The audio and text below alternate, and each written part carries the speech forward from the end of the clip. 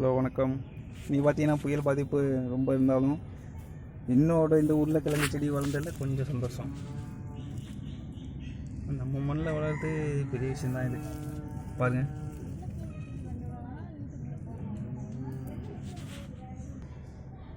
அது மட்டும் இல்லை, நம்ம சைடில் கருவேப்பிலை ரொம்ப ஃபேமஸாக இருக்குது. ஆனால் இதில் ஒரு சின்ன பிரச்சனை என்னன்னா, இதை பாருங்க, இதில் வர இந்த பிரச்சனை, இந்த செடியில் புழு அதிகமாக வந்துடுது வேறு.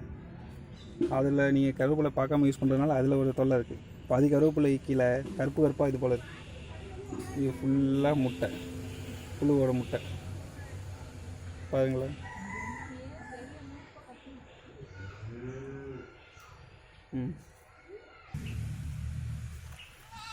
அடுத்து இருக்க பிரச்சனை இந்த பிரச்சனை தான். நார்த்தையில் இது போல் எல்லாம் சுற்றுது. இது என்ன பிரச்சனை என்னன்னு தெரியல வேறு. புழுவுக்கு முன்னாடி இது போல் இருந்துச்சு, அப்போது புழு இருந்ததுனால அதை எடுத்துட்டேன். இப்போ திரும்ப இது போல் இருந்தது. புயல்னால பாதி கிளையை விட்டேன்.